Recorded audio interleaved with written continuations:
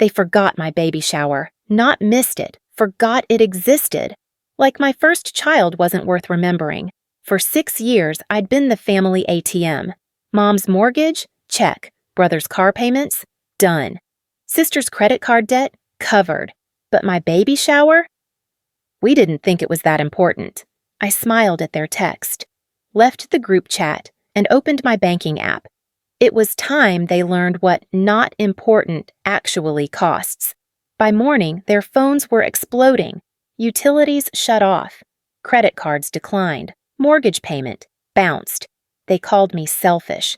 I called it finally putting myself first. And you won't believe what happened when they realized I wasn't coming back. Before we dive into how my family's harmless forgetfulness destroyed their entire financial system, hit subscribe if you've ever been the family's backup plan. This story gets wild, and by the end, you'll understand why sometimes walking away is the only way to save yourself. My name is Jennifer Thompson, and 8 months ago, I was sitting in my nursery at midnight, alone, assembling a crib I'd bought myself. The room smelled like fresh paint, soft yellow walls I'd carefully chosen after 3 trips to Home Depot. Every item in that room I'd purchased. The changing table, the rocking chair, the tiny clothes folded in neat stacks. Not a single gift from family. I didn't mind at first. I'm 35, a software engineer, financially stable. I told myself I didn't need help, but the truth? I wanted it. I wanted my mom to surprise me with a hand-me-down blanket she'd saved. I wanted my sister to show up with a ridiculous stuffed animal and bad jokes. I wanted my brother to at least ask how I was feeling. Instead, my phone buzzed with the family group chat, the one that never stopped buzzing when they needed something. Mom, Jen, can you cover my electric bill this month? I forgot to budget, just $180. I stared at the message. My back ached from bending over the crib. My swollen feet throbbed. But I opened my banking app and sent the money, like I always did. 3 messages later, my brother chimed in. Ryan, Jen, can you spot me $200? My shift got cut and rent's due. I'll pay you back. He never paid me back, not once in 6 years. Then my sister, Melissa. You're so lucky you have a stable job and no drama. Some of us are struggling out here. Lucky. That word burned. I wasn't lucky. I worked 60-hour weeks through my entire pregnancy. I skipped lunches to save money they spent on concerts and weekend trips. But I didn't say that. I just sent Ryan the money and went back to building furniture for a baby my family hadn't once asked about. It started after Dad died. I was 29, the only one with savings, the only one who didn't panic when the bills came. Mom looked at me with desperate eyes and said, I don't know how I'll keep the house. So I paid the mortgage. Just for a few months, she promised. That was 6 years ago. Ryan's car broke down. I co-signed the loan. Then he lost his job. Then another. I kept paying. Melissa racked up credit card debt shopping for a lifestyle she couldn't afford. Just the minimums, Jen. Please. I became the safety net, the responsible one, the daughter who never caused problems because I was too busy solving everyone else's. And somewhere along the way, I stopped being their daughter. I became their resource. But I didn't see it yet. Not fully. I was too busy telling myself this was what family did. This was love. 2 months before my due date, I sent out baby shower invitations. I'd rented a small event space, nothing fancy, but nice. I'd hired a caterer, ordered decorations in soft greens and whites. 60 invitations. Most to friends and coworkers, but the ones I cared about most? Those went to family. I sent them in the group chat with a cheerful message. Me. Can't wait to celebrate baby Thompson with everyone. 2 months to go. Mom reacted with a thumbs up. Ryan with a heart emoji. Melissa replied, Cute. That was it. No, I'll be there. No, what can I bring? Just reactions. The kind you give to someone's random Instagram post, not your pregnant sister's baby shower invitation. I told myself they were busy. They'd confirm later. A week before the shower, I sent a gentle reminder. Me. Can't wait to see everyone Saturday. Final head count for caterer? Silence. Then, that night, Mom posted on Facebook about concert tickets she'd just bought. Melissa shared Instagram stories from a spa weekend. Ryan checked in at a sports bar across town. My chest tightened. I called Mom. "Oh, honey, we thought you'd understand we're busy people," she said, her tone breezy. "You know how hectic life gets." "It's my baby shower, Mom. I sent the invitation 2 months ago." "Right, and it's so sweet you're doing that for yourself. You don't really need us there, though, do you? You've got all those work friends." I felt something crack inside me, small, barely noticeable. I wanted you there." "Don't be dramatic, Jennifer. It's just a party. We'll see the baby when it comes." She hung up before I could respond. I sat on my couch, hand on my belly, and stared at my phone. My baby kicked, strong, insistent, and I whispered, "They'll come. They have to." But even as I said it, I didn't believe it. Saturday arrived. I stood in the event space at 1 p.m., dressed in a soft blue maternity dress I'd spent too long picking out. The tables were set with tiny decorations, bottles filled with candy, little signs that said, "Oh, baby!" 60 chairs arranged in neat rows. The caterer arrived. The cake, 3 tiers decorated with yellow roses, sat on the main table. Everything was perfect. Except no one was there. 1:30 p.m. 3 people walked in. Sarah from work and 2 women from my prenatal yoga class. That's it. Sarah's face fell when she saw the room. "Jen, where is everyone?" I couldn't answer. I kept checking my phone. 0 calls, 0 texts. The family group chat showed everyone active, but no one had messaged me. I tried calling. Mom, straight to voicemail. Ryan, voicemail. Melissa, voicemail. By 2 p.m. I knew. They weren't coming. They hadn't forgotten the time or gotten lost. They'd simply decided not to show up. Sarah sat next to me, her hand on my shoulder. "I'm so sorry." I nodded, unable to speak. The caterer looked at me with pity. 60 plates of food, 60 gift bags I'd prepared. 3 guests. At 3 p.m., I sent the caterer home with most of the food. At 4 p.m., I sat alone at the main table, staring at that 3-tier cake and felt my baby kick again. Strong, alive, real, and my family couldn't even show up. I drove home in silence. My phone finally buzzed at 6 p.m. The group chat lit up. Ryan, "Who's down for dinner? Found this new burger place." Melissa, "OMG, yes! Mom?" Mom, "Perfect. See you in 20. Not one mention of my baby shower. Not one apology. Like it never happened. I typed out a message. Did everyone forget my baby shower today? I stared at it for 10 minutes before hitting send. 2 hours later, Mom replied, "Oh, sweetie, we didn't think it was that important. You understand, right?" Melissa, "Honestly, baby showers are kind of outdated. Plus, you can afford everything yourself." Ryan sent a separate text. "Don't make Mom feel bad. You know she's stressed about money." I replied, "I pay her mortgage." Ryan, "That's different. That's family helping family." I read that message 3 times. Family helping family, but only when the help flowed one direction. That night, I couldn't sleep. I lay in bed staring at the ceiling, my hand on my belly. Every kick felt like a reminder. Every movement screamed, "You're going to be a mother." What kind of family are you bringing this baby into? At 2 a.m., I grabbed my laptop and opened my banking app. I pulled up 6 years of statements, every auto payment, every emergency transfer, every time I said yes when I should have said no. Mom's mortgage, $1,800 per month for 72 months, $129,600. Ryan's car payment, $450 per month for 72 months, $32,400. Melissa's credit card minimums, $600 per month for 72 months, $43,200. Total, $205,200, $205,000. Over 6 years, while they went to concerts and spa weekends and sports bars. And my baby shower? Not important enough. I closed the laptop and pressed my hands to my face. My baby kicked again, and this time I started crying. Not soft tears, deep, wrenching sobs that shook my whole body, because I finally understood. I wasn't their daughter. I was their ATM. The next morning, I woke up with cramps, sharp, twisting pain that made me gasp. I called my doctor, who told me to come in immediately. At the hospital, they hooked me to monitors.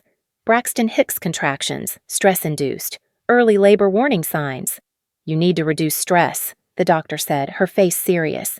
This baby needs you healthy. What's going on? I told her everything, the baby shower, the family, the money. She listened without interrupting, then said quietly, "Sometimes the most stressful thing in our lives is the people we're supposed to love most. They kept me overnight for observation. I texted the family group chat from my hospital bed. I'm in the ER. Baby might come early." I waited. 1 hour, 2, 3. At 11 p.m., my phone finally buzzed. "Mom, OMG, are you okay? BTW, can you Venmo me for groceries? Card declined." I stared at that message until the words blurred. My hands shook. Not from fear, from rage. She hadn't asked about the baby. She hadn't asked what happened. She'd asked for money, from my hospital bed, while I faced the possibility of premature labor. She asked for money. I typed back, "Did you even read my message?" Mom, "Of course. That's so scary. Anyway, the Venmo?" Something inside me snapped. Not broke. Snapped. Clean. Final. The nurse came in to check my vitals. Her name was Sarah, same as my friend from work. She saw my face and asked, "You okay, honey?" "My family." I couldn't finish. She squeezed my hand. "Sometimes the family we're born into isn't the one we need." That night, alone in my hospital room, I made a decision. The kind of decision that changes everything. The kind you can't take back. I opened my banking app. One by one, I canceled every automatic payment. Mom's mortgage auto pay, canceled. Ryan's car payment, canceled. Melissa's credit card auto pays, canceled. I removed them as authorized users on my accounts. I changed my banking passwords. I blocked their access to every financial thread connecting us. Then I opened the family group chat one last time and typed, "After being told my baby shower wasn't that important, I've realized family support goes both ways.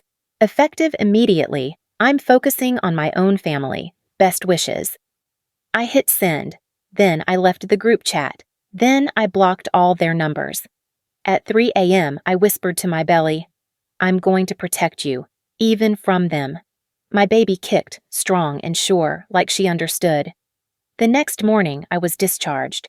My husband, Mark, picked me up, quiet, supportive, furious on my behalf.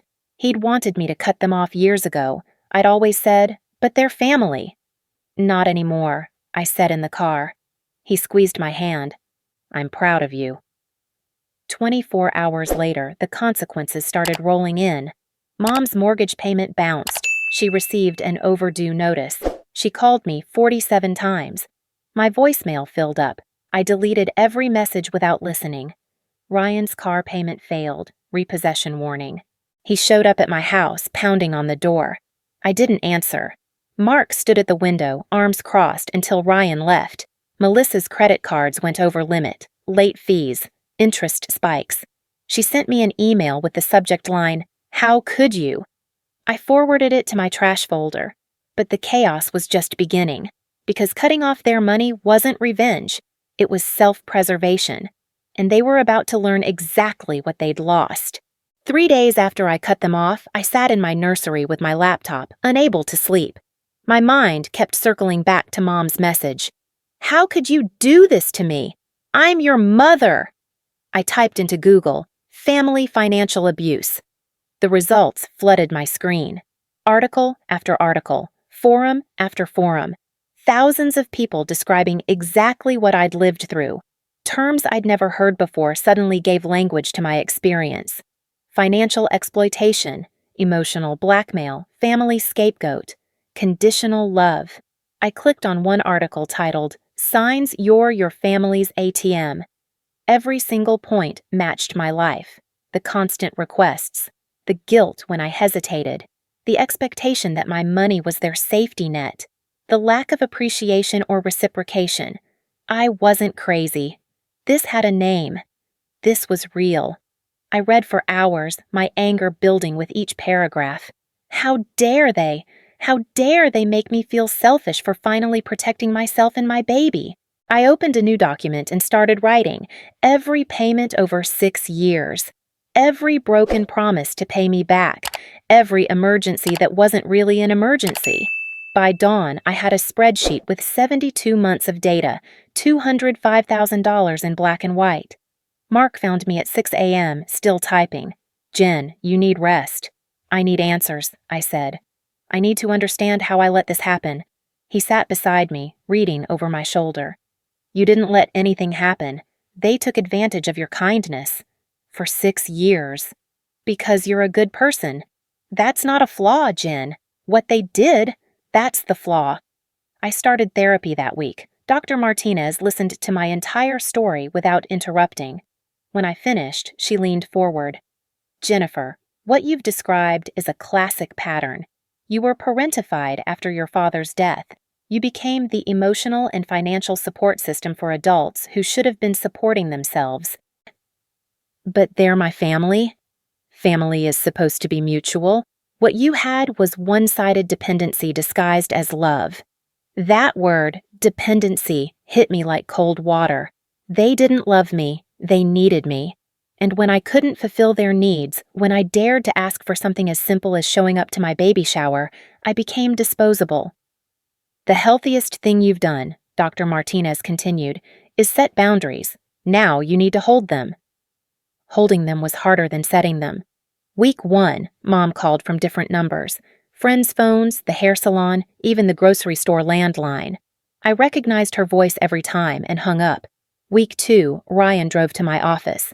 Security escorted him out when he started yelling in the lobby about how I was destroying the family. Week 3, Melissa created a fake Instagram account and messaged me. "Everyone thinks you're a selfish bitch now. Hope you're happy." I blocked her. Then I posted on my real Instagram a photo of my nursery with a caption, "Building a life focused on what truly matters. Grateful for the family I'm choosing." Sarah from work commented, "Proud of you. My husband's sister. You're going to be an amazing mom." 3 coworkers, 5 friends from prenatal yoga, a dozen supportive messages from people who actually showed up in my life. Not one message from blood family. And for the first time, I didn't care. But I needed them to understand. Not for reconciliation. For closure. I spent an evening crafting an email to my extended family. Aunts, uncles, cousins who'd been asking why I wasn't at family events anymore. The subject line, "Why I'm no longer supporting my family financially." I attached the spreadsheet. 6 years of payments. I included screenshots of the "we didn't think it was that important" texts. I attached hospital records from my stress-induced ER visit, the one they ignored to ask for grocery money. I wrote, "For 6 years, I financially supported my mother, brother, and sister. I paid Mom's mortgage, Ryan's car, and Melissa's credit cards, totaling $205,200. I did this out of love and because I was told this was what family does." When I asked them to attend my baby shower, the one celebration I requested in 6 years, they forgot. When I reminded them, they said it wasn't that important. When I was hospitalized with early labor complications, the first message I received asked for grocery money. I'm not sharing this for pity. I'm sharing it because I'm done protecting people who never protected me. I've canceled all financial support to focus on my own family. Some will call this selfish. I call it survival. If you have questions, I'm happy to discuss. But I will not debate my decision or accept guilt for choosing my child over their comfort. Jennifer. I hit send before I could second-guess myself. Responses came within hours. Aunt Linda, Mom's older sister. "Jennifer, I had no idea. I'm so sorry. Your mother told us you were going through a phase and being dramatic. I don't even have words. You did the right thing." Cousin Emma. "Holy crap, Jen. $205K? And they forgot your baby shower? I'm furious for you." Uncle Tom. "Your father would be proud of you for standing up for yourself." That last one made me cry. Dad had always told me to be strong, to take care of family, but I don't think he meant destroy myself in the process. Not everyone was supportive. 2 cousins sided with Mom, sending me messages about airing dirty laundry and disrespecting your mother. I didn't engage. Dr. Martinez had warned me. Some people will always prioritize keeping the peace over protecting the victim. But the majority, they got it. And several shared their own stories of family financial abuse they'd never named before. Aunt Linda called me directly. "Jen, I wish I'd set boundaries with my family years ago. Watching you do this, it's brave." "It doesn't feel brave, it feels terrifying." "That's how you know it's the right thing. Comfort keeps us stuck. Fear means we're growing." By week 4, the consequences of my decision became impossible for my immediate family to ignore. Mom received a foreclosure warning. 30 days to catch up on payments or lose the house. Ryan's car was repossessed from his apartment complex. He had to take 3 buses to get to work. Melissa's credit score dropped 150 points. She couldn't get approved for a debt consolidation loan. They tried everything to reach me. Emails, letters, messages through mutual friends. Each one followed the same pattern. First, anger. "You're destroying us. You're cruel. You're heartless." Then, guilt. "After everything we've done for you, how can you abandon your own mother?" Finally, desperation. "Please, Jen, we're sorry. We didn't mean it. Just help us one more time." I didn't respond to any of them, because here's what I realized. They weren't sorry I was hurt. They were sorry their ATM had shut down. Mark watched me delete another voicemail without listening. "You okay?" "I'm better than okay," I said, and meant it. "I'm free." 2 months after I cut them off, I gave birth to Emma Rose Thompson, 7 pounds, 4 ounces, perfect in every way. Mark held my hand through 14 hours of labor. Sarah came to the hospital with flowers. Aunt Linda brought home-cooked meals for our first week home. My prenatal yoga friends organized a meal train. Not one member of my immediate family knew I'd gone into labor. I didn't tell them. They weren't there for the shower. They didn't get to be there for the birth. At 3 a.m., holding Emma in the hospital room, I felt peace for the first time in 6 years. My daughter would never know what it felt like to be an obligation. She would only know genuine love. Mark took a photo of us, Emma asleep on my chest, me looking at her with wonder. I posted it on Instagram. "Emma Rose Thompson, born at 11:47 p.m. Our family is complete." The comments poured in. Congratulations, love, joy, real connection from real people who'd actually shown up. Melissa commented, "Congrats, I guess." I deleted it and blocked her account. Mom sent an email. "I can't believe you didn't tell me I have a granddaughter. You're punishing an innocent baby by keeping her from family." Dr. Martinez had prepared me for this. They'll weaponize the baby. They'll act like you're depriving her of family. But you're actually protecting her from toxicity. I replied to Mom's email with one line. "Emma has plenty of family. She has people who show up." 6 months passed. Emma grew. My life expanded in ways I'd never imagined possible when I was drowning in family obligations. I started a blog called The Financial Scapegoat's Guide to Freedom. I shared my story, anonymously at first, then with my full name. The response was overwhelming. Thousands of people messaged me. I thought I was the only one. "This is exactly what I'm going through. Thank you for giving me permission to say no." I began speaking at women's financial empowerment workshops. My story resonated because it wasn't unique, it was epidemic. Through it all, my immediate family spiraled. Mom had to sell the house and move into a small apartment. She blamed me publicly on Facebook. When your own daughter abandons you, you learn who your real friends are. Aunt Linda commented, "You taught Jennifer that her only value was her bank account. She didn't abandon you. She escaped."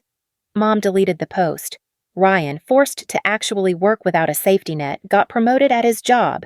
He'd never tried that hard before because he'd never had to. Turned out, necessity bred competence. Melissa entered a debt consolidation program. She had to sell her designer bags and cancel her subscription services. For the first time in her adult life, she lived within her means. And me? I thrived. I took the $2,850 I'd been sending them every month and invested it in Emma's college fund. I upgraded our health insurance. I took Mark on a proper date night once a week, something we'd never been able to afford when I was funding 3 other households. When Emma was 9 months old, Mom sent an email different from the others. "Jennifer, I've been in therapy for 6 months. My therapist helped me see things I didn't want to see. I used you. I told myself it was what mothers and daughters do, but really, I made you my safety net so I didn't have to face my spending problem. I'm not asking for money. I'm not asking for anything except the chance to apologize in person. If you're willing, I'd like to meet for coffee. No expectations, just acknowledgement that I was wrong. I understand if you say no. I deserve that. Mom! I showed the email to Dr. Martinez. What do you want to do? She asked. I want to believe her, but I'm scared. Fear is healthy here. Trust has to be rebuilt slowly. If you decide to meet her, do it on your terms. Public place. Time limit. No baby present until you're ready. I sat with the decision for a week. Then I replied, I'm willing to meet, but I have conditions. We meet at a coffee shop near my house. 1 hour maximum. We don't discuss money. If at any point I feel uncomfortable, I leave. And before we meet, I want you to attend 3 family therapy sessions with me and Dr. Martinez. If you're serious about understanding what happened, you'll do the work. If these terms don't work for you, I understand. But I'm a mother now. Emma deserves to see me modeling healthy boundaries. Jen, Mom agreed. The first therapy session was brutal. Doctor, Martinez asked Mom directly, why do you think Jennifer cut off contact? Mom's first answer, because she was angry about the baby shower. That was the final incident. Why do you think she reached that breaking point? Silence. Then, quietly, because I took advantage of her. How? I told myself she was better with money than me, that she didn't mind helping, that she was doing it out of love. Did you ever ask if she minded? No. Why not? Because I didn't want to know the answer. That session ended with Mom crying. Not manipulative tears. Real, ugly grief. The second session, we discussed the baby shower. Mom admitted she'd seen the invitation but convinced herself it wasn't a big deal because acknowledging it meant acknowledging she'd been absent from my entire pregnancy. It was easier to miss it than to face that I'd already missed everything, she said. The third session, Dr.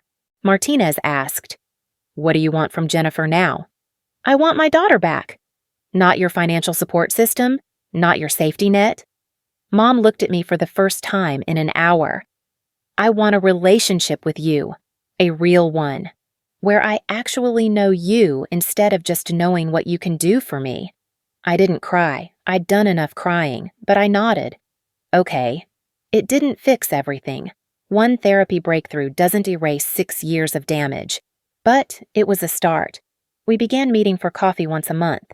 Supervised conversations about neutral topics. Mom met Emma at month 4, a short visit. Aunt Linda present as buffer.